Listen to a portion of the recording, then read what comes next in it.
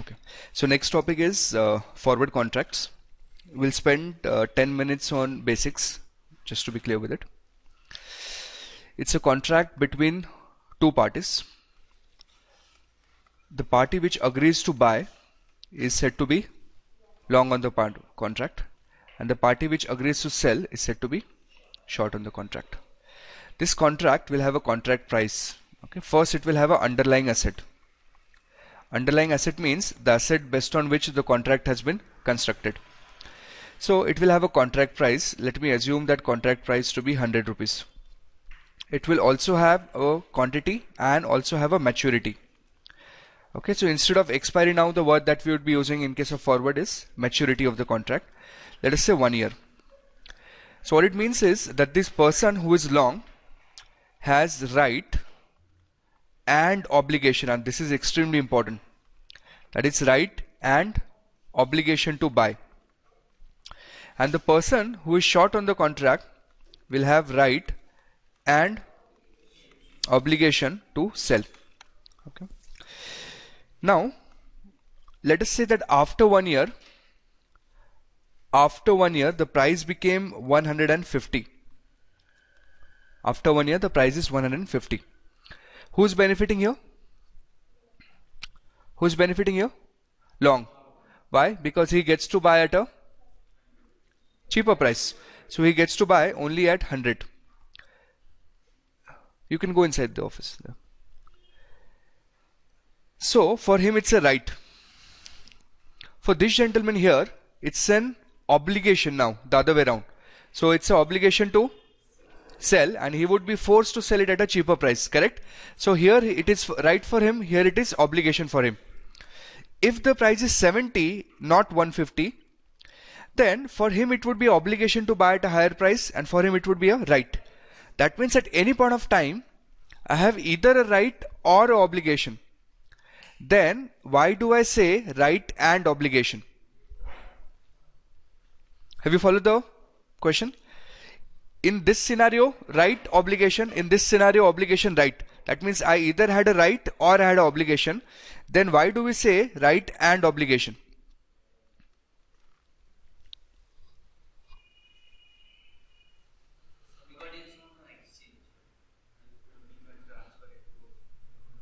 आपको क्वेश्चन समझा क्या?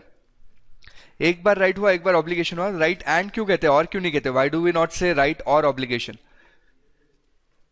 The answer is because when you started this is after 1 year. In 1 year it's moving in either of the direction, either beneficial to one person. But when you started this at time 0, it was at par to both the parties. Okay, so this 100 is not a illogical number. This 100 comes from certain logic. And what is that logic? That when you start a contract, it cannot be beneficial to either of the party. It has to be at par. Imagine a scenario. If you start in a position in such a way that right at the time when the contract is entered, long is benefited and short is not. Why will short enter into a contract in the first place? He will not. So this 100 rupee price that we have, which is a at par price, and we also call that as no arbitrage price. So at time 0 when you're entering the contract, you do not know what is it, and therefore we say at this stage it's both right and obligation for me. Are we clear? So how? Imagine a scenario that after a year spot price actually is 100. Then what will I say? It's right and obligation for me to buy. Right and obligation to buy. That means we are neutral if the price is 100. So when the contract starts at time 0, you're neutral, and that's why it's right and obligation both. Are we clear? Now you'd enjoy this. Spot price is 100. There is a contract which is available where contract price is 120. Risk-free rate of return is 10% and maturity is 1 year. Okay. See this scenario. You people are FRM Part 1 candidates. So use your expert level of knowledge and extract profit out of this scenario. Tell me, how will you extract the profit? There is a forward contract available with contract price of 120. Maturity is 1 year. Spot price is 100. RFR is 10%. we are making a theoretical assumption. The assumption is it is okay to borrow or lend at RFR. We can either borrow or we can lend at RFR. Tell me.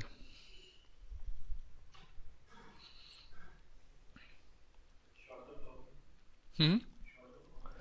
Is there a scenario through which I can exploit the arbitrage? How? Hmm. Forward short, can I say, do you get money at time zero?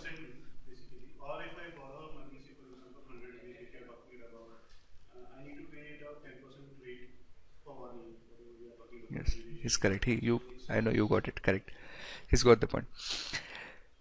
What do you do today? Step number one, go to a bank and borrow 100 at the rate of 10%. This is a theoretical assumption. Why? Imagine RFR is risk-free rate of return. If I have 100 rupees, I can go and invest into government security. But if I want to borrow, will anyone assume that investment into me is a risk-free investment? Imagine that Naresh tomorrow is requesting people to give him loan. So if you have to give him loan, will you lend him at RFR? No, it's a risky investment. You lend it at a higher price. And that's why what we're doing as of now is called as a theoretical calculation, which is a base of forward pricing. So I borrowed at the rate of 10%. Step number two, using that 100 rupees, I will buy the stock. Okay, so you borrow at 100, then step number two, buy the stock. Step number three, simultaneously today itself, enter into short side of the forward contract. What is the meaning of short? Write an obligation to sell. Now see what happens after 1 year. After 1 year, I have a short position. I also have a stock. So I have a right and obligation to sell my stock at what price? 120. So I get 120 rupees. Out of that, I give away 110 to the bank. 10 rupees I happily take home. So right at time zero, I knew that after 1 year I can exploit an arbitrage of 10 rupees. Arbitrage means what? Arbitrage means riskless profit. I knew at time zero that after 1 year I have a profit of 10. Are you following this? Let me repeat this process again. I went to bank, I borrowed 100 at the rate of 10%. I bought the stock and I also entered into short position. Short position gave me a right and obligation to sell that stock at a price of 120 irrespective of what is the price after 1 year. So I sold it at 120 after 1 year. I took 110, paid off to the bank. I take 10 rupees home free of cost. Risk-free profit. Irrespective of what will happen in the market, I will always earn that 10 rupee. So if that arbitrage is to be avoided, then this 120 should have been how much? 110. I sell it at 110, I go to the bank, I give away, and then no arbitrage. So this arbitrage is called cash and carry arbitrage. Why cash and carry? I took the cash and I carried the stock for 1 year. That's why cash and carry arbitrage. So ये लिख लो. Then we'll do the other way around. Forward contract don't have any premiums. There's no margin, there's no premium. It is submit.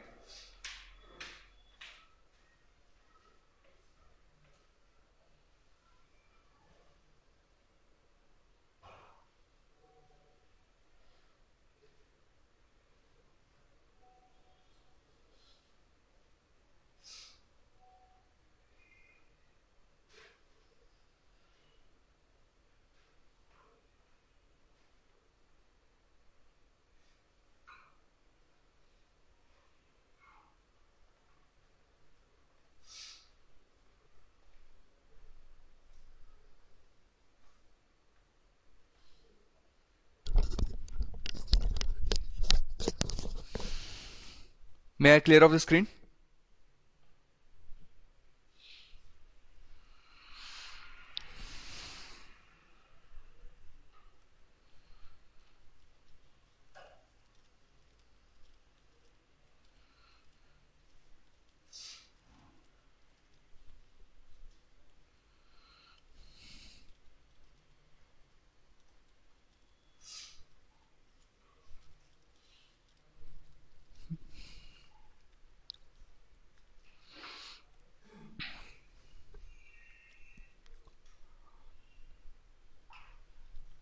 Alright then, so let's now look at a different scenario.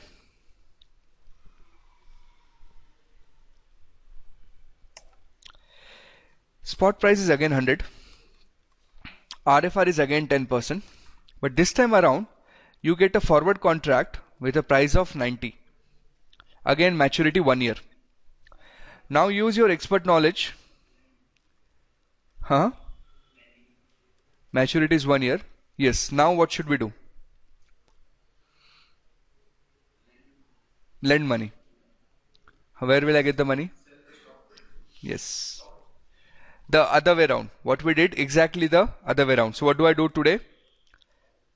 And this is after 1 year. Number one, short sell the stock. Okay, I don't have it, but I sell it. A theoretical assumption. So when I sell it, I will get that 100 rupees. Okay, short selling is not theoretical. Short selling is possible. What is theoretical here is that after having short sold, I got 100 rupees, which you do not. But once I have got 100 rupees, then I will invest those 100 at the rate of 10%. And step number 3, also enter into a long side of the contract. What happens after 1 year? You have a right and obligation to buy. So you have long on forward. Plus you also have money because your bank will give you how much? 110, out of which you take 90. Okay, you've got 110, out of which you take 90, and execute your contract so that you will have a stock. Buy that stock by giving 90 rupees and give that stock to your broker, cover off or square off your short position, so that this 20 rupees you get to keep for yourself free of cost. Are you following it? We are doing exactly the other way around. This arbitrage is called reverse cash and carry.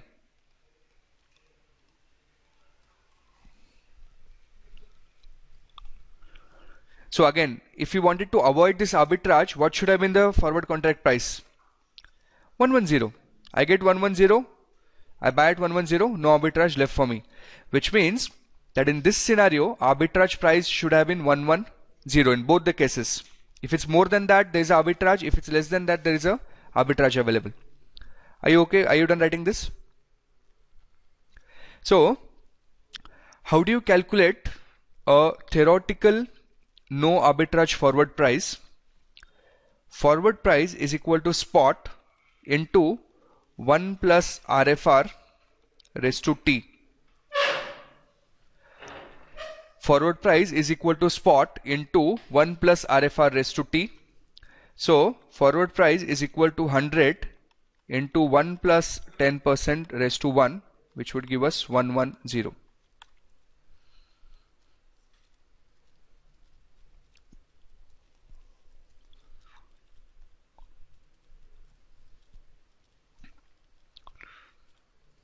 Are we clear here?